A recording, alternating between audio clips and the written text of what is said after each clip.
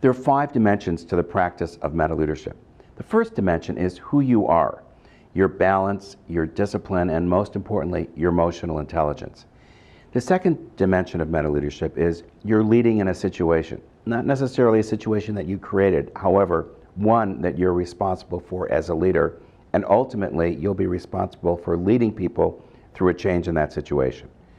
The third dimension of meta-leadership is leading your supervisees. You're a boss to a group of people, your ability to lead them, help them in attaining their performance potential, and if you're committed and loyal to them, they will be committed and loyal to you. Dimension 4, leading up, we all have a boss. Being able to influence your boss is a way of gaining influence beyond your authority. Dimension 5, building connectivity of effort among all the different departments, organizations, and agencies that need to be part of the whole of the effort you're trying to lead through.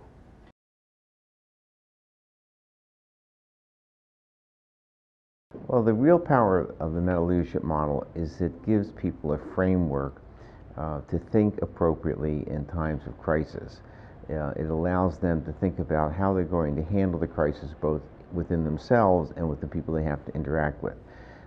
You have to be able to think about the way that you're going to effectively lead the people that work for you, what tools you can give them to make them more effective, and simultaneously thinking about how can I lead up to the person above me, my boss, and many times that's a political appointee, and how can I then enlist all of the other players that are necessary for me to complete this mission.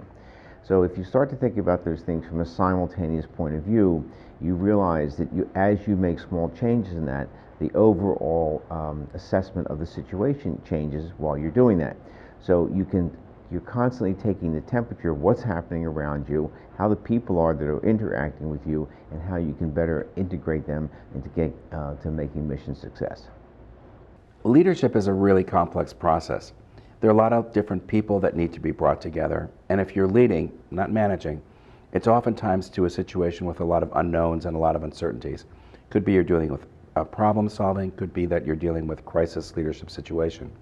So that capacity to pay attention to a lot of the different variables of who you are and recognizing that leadership is people follow you. If you're balanced and disciplined, other people will be balanced and disciplined. If you're panicked, other people will be panicked. In terms of being able to understand the situation, oftentimes you don't have all the information that you'd like to have, and yet decisions need to be reached, actions need to be taken. You need to be attentive to the concerns, the considerations, the performance of your staff if they're going to be optimally successful.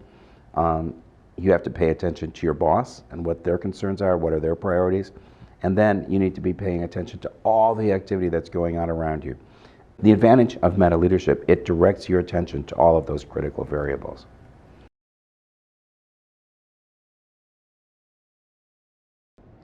Well, non-crisis situations, the dimensions of leading your silo, leading up, and leading across are actually critical, because what they allow you to do is that you can then start to put in place policies, procedures, protocols, ways of doing things that just often takes time to put together.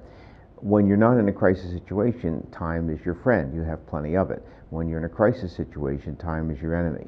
So during this period of sort of maximum time, that's the time to enlist all of those characteristics that will help you put together a better system that when the crisis hits, you can put it in place and let it go.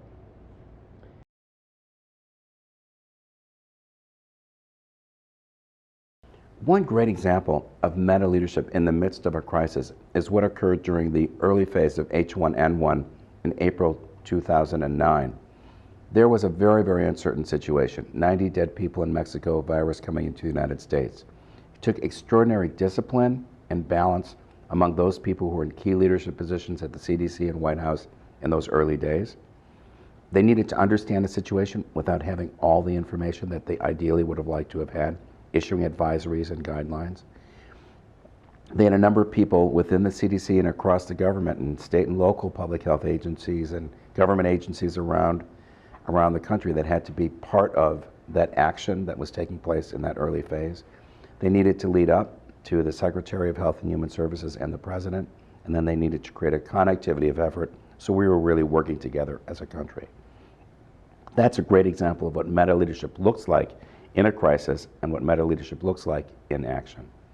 Rich Besser, who was the CDC directing actor at the time, did an extraordinary job of risk communication. Every time he got on TV, he would say, this is what we know and what we're doing about it. This is what we don't know and what we're doing to find out. And this is what you should do. It was a great example of his ability to communicate around a situation with a lot of unknowns and in a situation in which a lot of actions and decisions needed to be taken. Probably the best example in recent times was Deepwater Horizon. That was a very, very complex event. There were a lot of people involved. It was a federal event, it was a state event, it was a local event, it was a very personal event to the people that lived there. And what had to happen was the people that were in charge of that had to be able to constantly test the waters as to what people needed, what were reasonable demands, what were unreasonable demands, how do we meet the needs that we have to meet, and how do we obviate the undue pressure from people that really didn't need our assistance at that particular time.